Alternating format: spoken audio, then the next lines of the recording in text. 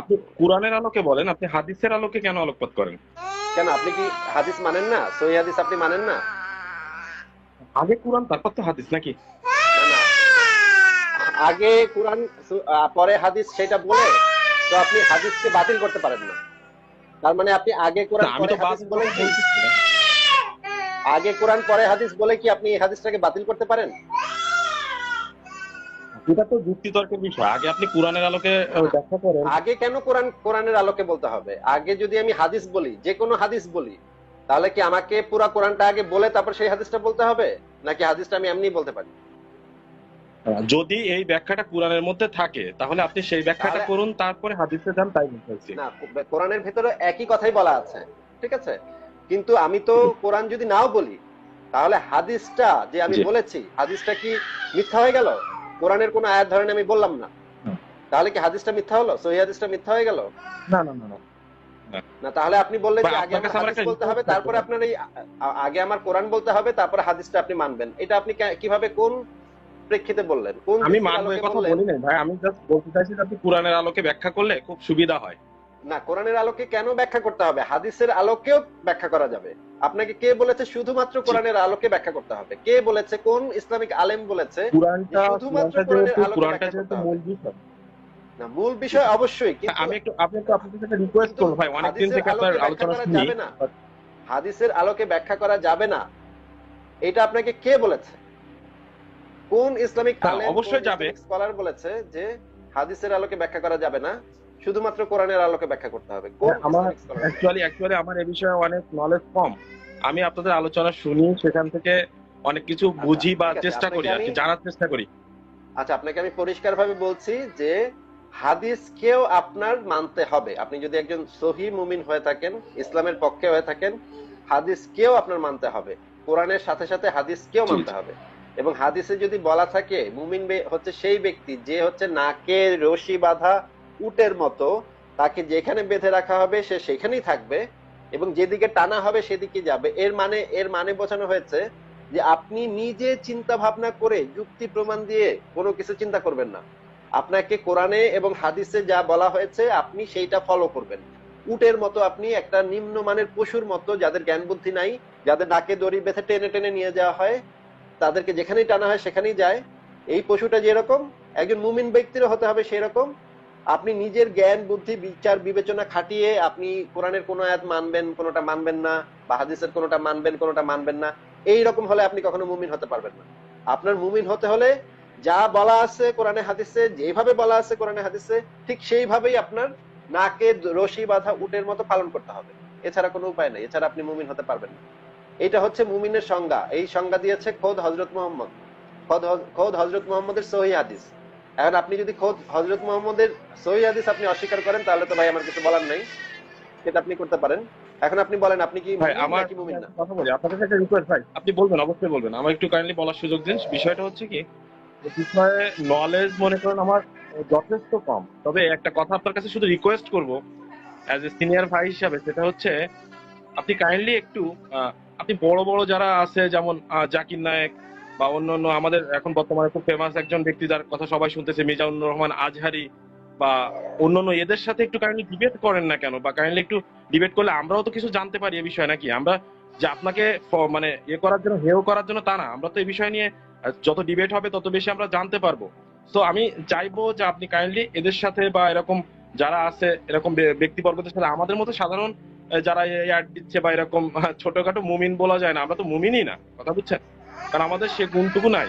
তো তাদের সাথে কাইন্ডলি একটু কথা বলেন না, বা আমরা সেরকম কোনো লাইভ দেখতে চাই আপনার কাছ থেকে, অন্তত এইটুকু অনুরোধ।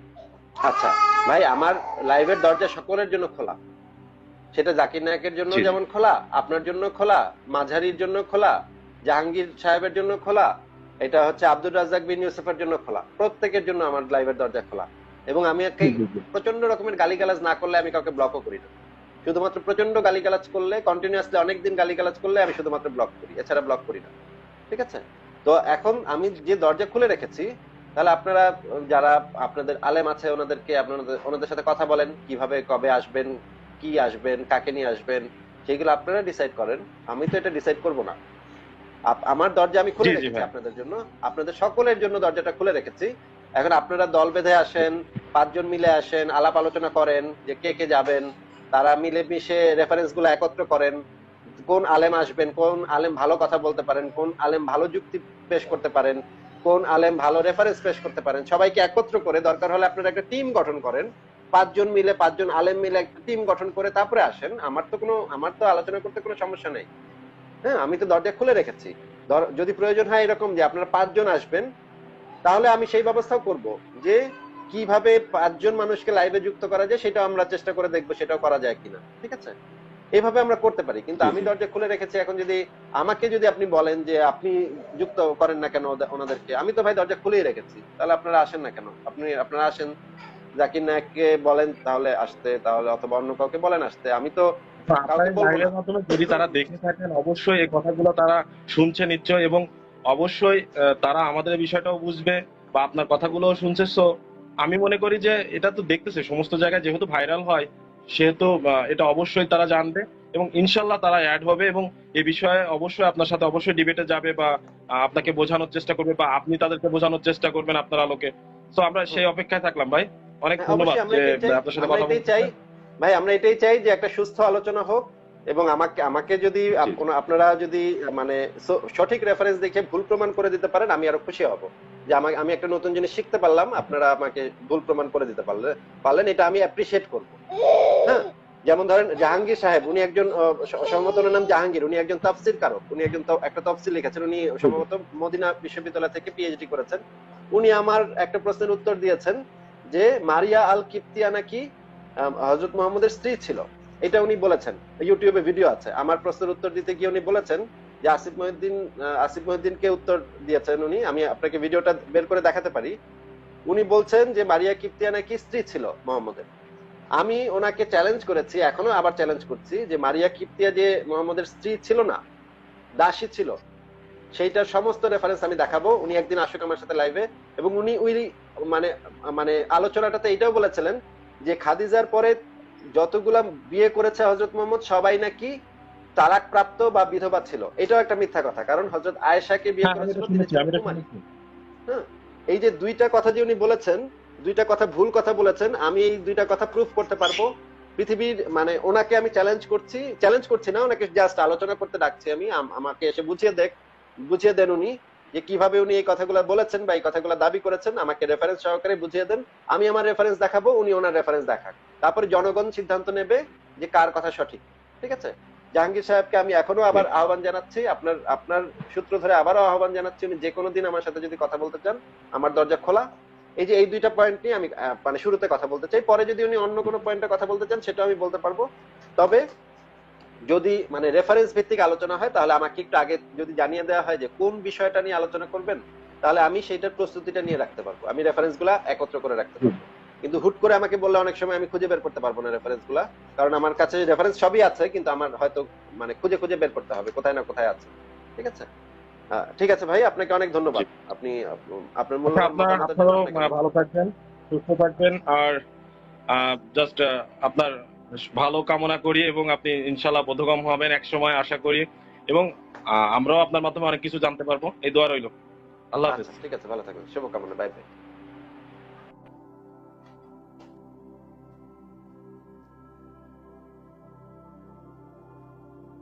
আচ্ছা, শেষ একজনকে যুক্ত করব, আপনাকে যুক্ত করছি। তানজির, আপনাকে যুক্ত করছি, দেখে থাকলে যুক্ত হন।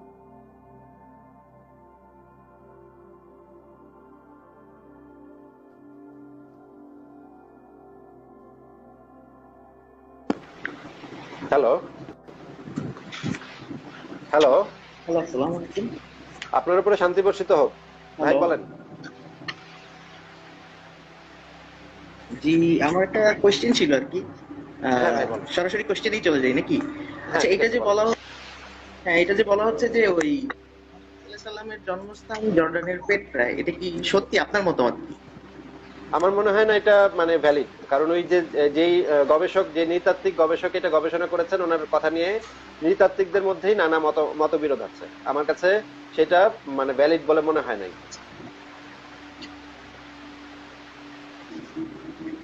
আচ্ছা, কিন্তু উনি তো অনেক দলিল, অনেক প্রমাণ দেখিয়েছেন এই বিষয়ে।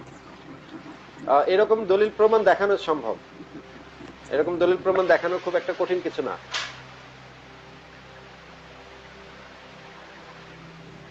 আচ্ছা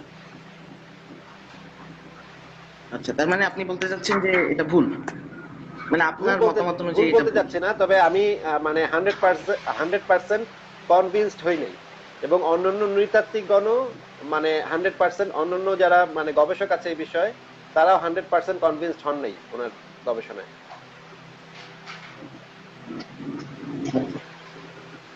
ঠিক আছে।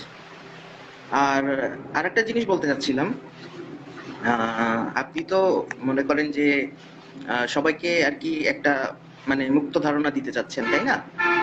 তো আপনার কি মনে হয় যে আমাদের দেশের মানুষরা এই ধরনের মুক্ত ধারণা ডিজার্ভ করে? মানে আমি আমি ধর্ম ধর্ম যে খুব বেশি একটা পালন করি তা না, কিন্তু আমি জানি যে সমাজে ধর্মের আসলে প্রয়োজনীয়তা আছে। কারণ মনে করেন যে মানুষ মানে ধর্ম মানুষকে নিয়ন্ত্রণে রাখে আর কি, সেটা সত্য হোক আর মিথ্যাই হোক। আপনি মানে সবাই সবাই তো আর মানবতা মানবতা নিয়ে থাকে এরকম মানুষ না আর কি। মানে মানবতাহীন মানুষও অনেক আছে আর কি সমাজে। মনে করেন আপনি দোকানে গেলেন, দোকানে অনেক ভিড় আছে আর কি, হ্যাঁ? তো দোকানদার ভুল করে আপনাকে আপনাকে আপনার যতটুকু টাকা ফেরত দেওয়া দরকার চেঞ্জ হিসাবে তার থেকে বেশি দিয়ে দিলেন। তো অনেকেই ধর্মের ভয়ে করে সেটা ফেরত দিয়ে দেয় কিন্তু যে কিন্তু আমি আমরা এটা তো, যদি করি কিন্তু এটা হচ্ছে আমাদের সাধারণ ধারণা। মানে সেটা নিয়ে চলে যেতে পারে। কিন্তু ভাই এটা জি হচ্ছে জি। আমাদের সাধারণ ধারণা, এটা হচ্ছে আমাদের সাধারণত আমরা ধারণা করি যে একজন লোক যদি ধার্মিক হয় তাহলে সে সৎ হবে। কিন্তু আমরা বাস্তবে কিন্তু এই জিনিসটা দেখি না। কারণ পৃথিবীর সবচেয়ে দুর্নীতিগ্রস্ত দেশগুলোর তালিকা করলে 10টা দেশের তালিকা করলে 10টা দেশই হচ্ছে গিয়ে ধর্মপ্রবণ দেশ। দুর্নীতিগ্রস্ত দেশ এবং ধর্মপ্রবণ দেশ একসাথে। আবার নাস্তিক দেশ আর দুর্নীতিমুক্ত দেশ, অপরাধ মুক্ত দেশ, সেগুলোও একসাথে। তো মানে এটা তো হচ্ছে না, মিলছে না।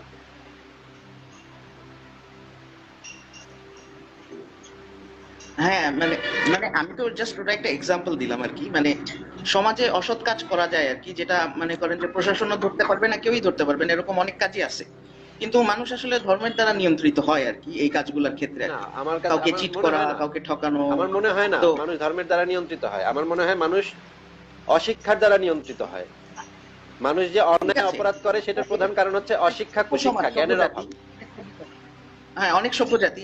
মনে করেন আপনি জার্মানে আছেন বা ওই মানে ফার্স্ট ওয়ার্ল্ড কান্ট্রিতে মানুষরা যতটা সভ্য, ভদ্র, পোলাইট, তাদের অনেক ম্যানার আছে, তারা মানবতাবোধকে আরো অনেক ভালো বোঝে। কিন্তু আমাদের দেশে তো আসলে ব্যাপারটা মিশ্র ব্যাপার।